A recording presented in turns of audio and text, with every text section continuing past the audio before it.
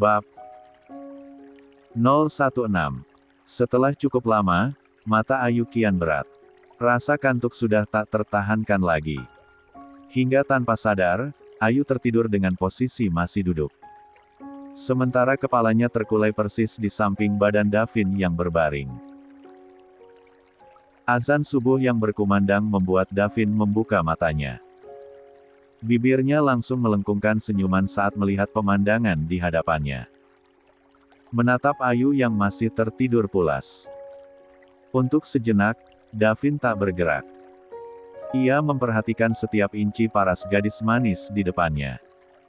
Paras yang hanya berjarak beberapa inci saja dari wajahnya. Bahkan embusan napas Ayu yang teratur pun sampai terasa di kulit Davin saking dekatnya. Davin begitu menikmati momen itu. Momen yang baru kali pertama terjadi setelah lebih dari seminggu usia pernikahan mereka. Menatap wanita yang sudah halal untuknya sepuas-puasnya dari jarak sedekat itu. Kening yang tertutupi sebagian oleh jilbab yang tak pernah dilepaskannya, hidung mungil yang sedikit mancung, sepasang pipi yang dilengkapi oleh lesung pipit, juga dagu sedikit belah. Dan kini, tatapan Davin tiba-tiba terkunci pada bibir Ayu.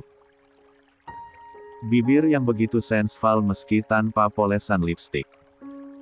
Bahkan tanpa sadar, Davin semakin mendekatkan wajahnya ke wajah Ayu. Di saat bersamaan, Ayu tiba-tiba membuka matanya pelan. Ia yang kesadarannya baru pulih langsung terbelalak saat menyadari jika jaraknya dan Davin begitu dekat bahkan nyaris tak berjarak. Mau ngapain?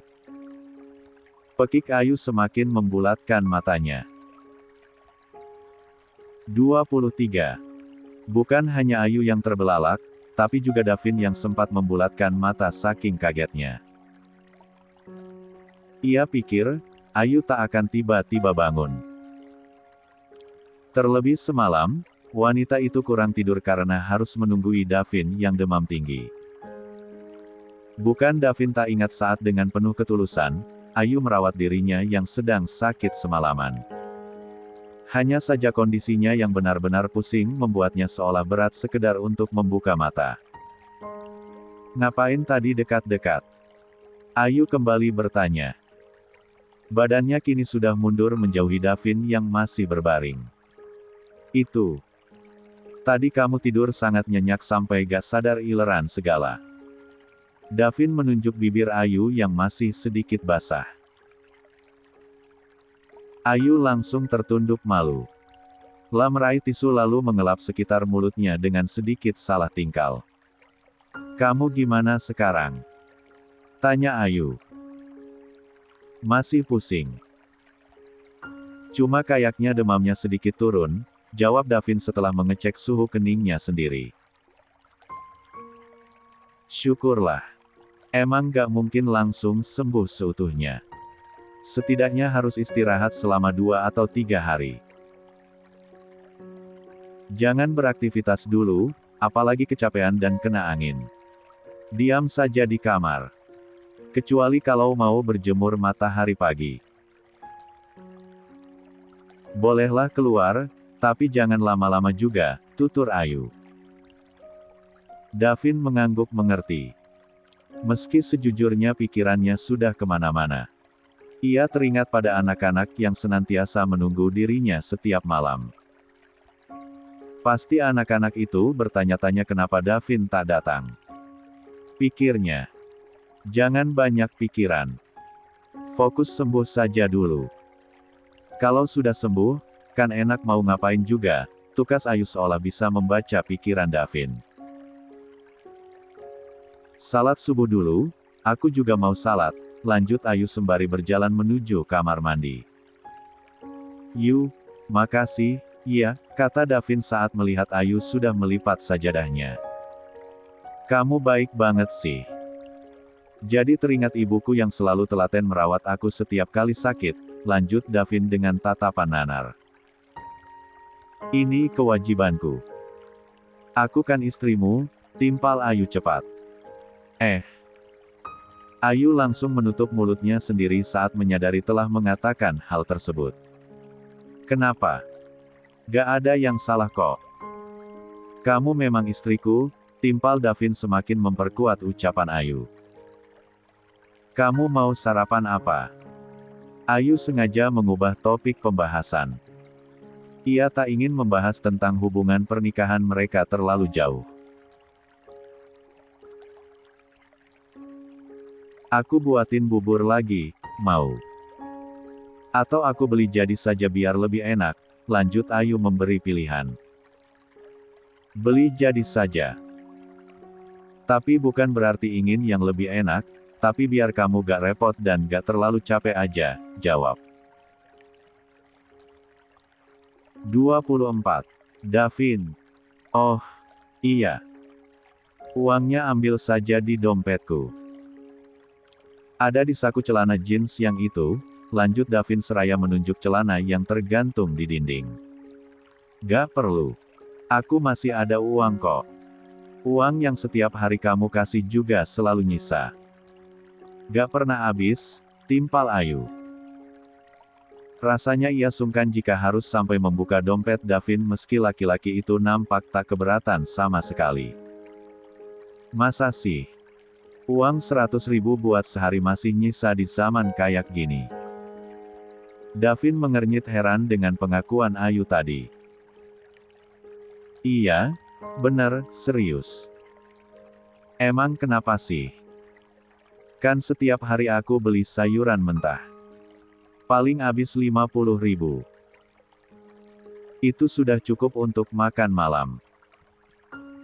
Kalau siang juga aku paling beli nasi pecel, gado-gado, bakso bakwan, atau penjual apa saja yang lewat. Itu juga paling 15.000. Kan masih nyisa, balas Ayu membeberkan biar jelas. Davin masih termenung. Ia masih ragu dengan pernyataan Ayu barusan. Setahu dirinya, wanita-wanita di luar sana selalu membutuhkan uang yang banyak untuk kebutuhan hidupnya. Kenapa Ayu tidak? Iya. Pikir Davin. Aku keluar dulu, beli bubur. Sekalian beli nasi kuning. Lagi males masak. Soalnya yang makan aku doang sendiri. Mending beli, lebih murah juga, tutur Ayu. Davin hanya mengangguk. Ia menatap Ayu yang keluar dari kamar itu dengan tatapan kagum. Pernikahan tiba-tiba yang sangat menguntungkan diriku. Di mana lagi aku bisa dapatkan istri seperti dia di zaman sekarang ini? Kebanyakan matre semua. Hanya mengincar hartaku saja, gumam Davin diakhiri gerutuan pelan. Tak lama Ayu sudah kembali dengan membawa beberapa tentengan. Ia langsung menuju dapur dan memindahkan semua makanan itu ke dalam piring. Termasuk bubur untuk Davin. Juga beberapa kue-kue basah dengan aneka macam. Bisa makan sendiri? Tanya Ayu saat menghampiri Davin dengan bubur di tangannya. Akan aku coba, balas Davin seperti tak yakin. Ia mencoba untuk bangun dan bersandar. Ya sudah, biar aku suapin. Karena tak tega, Ayu pun duduk di samping Davin. Kembali menyuapi suaminya itu dengan telaten. Sementara Davin diam-diam mengulum senyum. Ia merasa ingin berlama-lama sakit seperti ini agar terus mendapat perhatian dari Ayu. Tadi aku beli kue-kue tradisional. Kebetulan ada yang lewat tadi di depan. Nanti kamu makan, ya. Insya Allah aman kok. Tanpa pengawet juga, tukas Ayu. Ia masih terus menyuapi Davin yang makannya sudah lumayan lahap dibanding kemarin. Andai bisa, sebenarnya aku ingin libur bekerja. Tak tega meninggalkanmu dalam kondisi sakit seperti ini. Tapi cutiku bulan ini sudah habis. Kalau gak masuk lagi, bisa-bisa aku kena SP dan terancam dipecat, kata Ayu dengan perasaan bersalah. Aku gak apa-apa kok. Pergi saja. Gak perlu khawatirkan aku, balas Davin. Ayu mengangguk. Setelah membantu meminumkan obat pada suaminya itu, ia langsung melahap nasi kuning miliknya dengan lahap. 25. Diam-diam, Davin terus saja memandangi Ayu. Wanita sederhana namun tetap terlihat cantik alami tanpa embel-embel apapun yang melekat di wajahnya. Aku berangkat, ya. Kamu hati-hati di sini. Kalau sekiranya gak kuat, kamu telepon aku, pesan Ayu. Terus ini, sengaja aku dekat-dekatin biar kamu gampang ambilnya, lanjut Ayu sembari menunjuk piring berisi kue tradisional dan satu gelas besar air putih. Davin yang belum juga beranjak dari pembaringan, hanya mengangguk. Badannya masih tertutup selimut karena rasa dinginnya masih datang dan pergi sesuka hati. Belum hilang seutuhnya. Dengan berat hati, Ayu keluar dari kamar tersebut. Langkah kakinya menuju tempat kerja pagi ini terasa sangat berat. Ia teringat terus pada kondisi Davin yang masih sakit. Apa aku cuti aja? Iya. Tapi kalau aku cuti, bisa-bisa kena SP. Kalau dipecat, bagaimana nasib kedua adikku? Ayu terus bergumam sembari menimbang-nimbang sepanjang jalan. La pun akhirnya memutuskan untuk tetap bekerja meski dengan pikiran tak karuan. Hanya saja, selama bekerja, ia jadi sedikit tak fokus dan lebih banyak termenung. Davin sekarang gimana, ya? Pikir Ayu resah. Ia melirik jam dinding. Tak sabar rasanya untuk segera sampai waktu istirahat. Ren, aku istirahat duluan, ya. Aku mau pulang ke kosan sebentar. Ada perlu? Pinta Ayu pada Rena. Mereka memang selalu bergantian jika beristirahat agar tetap ada orang di depan yang melayani pembeli. Tumben istirahat doang pulang dulu. Ada apa? Padahal seumur-umur kerja di sini, kamu gak pernah pulang kalau istirahat. Rena mengernyit heran. Adalah pokoknya. Aku pulang bentar. Tuh Gojeknya sudah datang, jawab Ayu. La menunjuk sebuah motor yang baru berhenti di depan apotek. Ayu memang sengaja memesan Gojek untuk mempersingkat waktu. Hingga tak sampai 5 menit, ia sudah sampai di gerbang kosan. Makasih ya, kata Ayu saat turun dari motor. Ia lekas mengulurkan ongkos ojek tersebut. Saat melangkah memasuki gerbang kosan, Ayu sempat mengernyit saat berpapasan dengan seorang laki-laki dengan tampilan sedikit sangar. Bahkan tak ada seulas senyum pun dari laki-laki berkumis tersebut. Ayu merasa pernah melihat laki-laki tersebut. Ia terus saja mengingat-ingat meski kakinya terus melangkah menuju kamar kosannya. Oh, iya. Bukannya itu orang yang beberapa hari lalu dikira orang yang sedang membuntuti Davin. Untuk apa dia ke sini? Gumam Ayu setelah berhasil mengingat. Ayu lekas menggeleng. Ia tak ingin memikirkan hal yang bukan urusannya. Lagi pula, Ayu sudah mulai yakin jika Davin adalah laki-laki yang baik. Bukan penjahat seperti dugaannya selama ini. Hanya satu yang belum Ayu mengerti. Dari mana Davin dapat uang sementara laki-laki itu tak pernah bekerja? Tak terasa, Ayu sudah sampai di depan kamar kosnya. La mengetuk pintu lalu masuk sambil mengucapkan salam. Ayu. Kok jam segini sudah pulang? Tanya Davin begitu melihat Ayu datang. 26. Aku sengaja pulang dulu. Bawain ini buat kamu makan siang. Kamu juga harus minum obat, kata Ayu. Ia memindahkan lontong sayur yang dibawanya ke atas piring. Tiba-tiba saja tatapan Ayu tertuju pada buah-buahan yang ada di meja dapur. Padahal Ayu tak merasa pernah membelinya. Buah-buahan dari siapa? Tanya Ayu penuh selidik. Dari, aku beli online, aku Davin akhirnya. Kan kamu bilang aku harus banyak makan buah-buahan. Ayu tersenyum tipis. Oh, iya. Tadi di gerbang kosan, aku sempat ketemu dengan orang yang waktu itu aku bilang seperti ngikutin kita. Dia abis ngapain ya? Bukan abis menemui kamu, kan? Tebak Ayu dengan tatapan mengintimidasi. Yang mana? Davin pura-pura mengingat. Bola matanya berputar ke atas. Yang waktu pagi-pagi itu loh. Laki-laki yang berdua pakai kacamata cuma mau nyebrang jalan.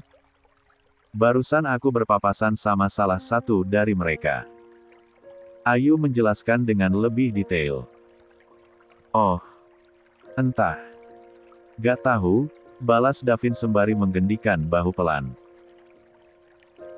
Kondisinya sekarang sudah terlihat lebih baik dibanding tadi pagi saat Ayu meninggalkannya. Kayaknya sudah baikan, iya. Tanya Ayu. Sudah bisa makan sendiri dong, lanjutnya sembari memberikan piring berisi lontong sayur pada Davin. Lumayanlah. Demamnya masih ada sedikit lagi. Tapi udah gak terlalu pusing. Gak heran sih, soalnya susternya luar biasa telaten merawatku. Penuh kasih sayang. Jadinya bikin cepat sembuh, kelakar Davin sembari tersenyum. Mendengar hal itu, Ayu memalingkan wajah ke sembarang. Ia diam-diam mengulum senyum dengan jantung yang tiba-tiba berdebar tak karuan. Semua orang juga pasti akan melakukan hal yang sama. Kamu mah berlebihan tahu, balas Ayu dengan raut wajah grogi. Enggak lah. Gak semua orang berhati tulus sepertimu.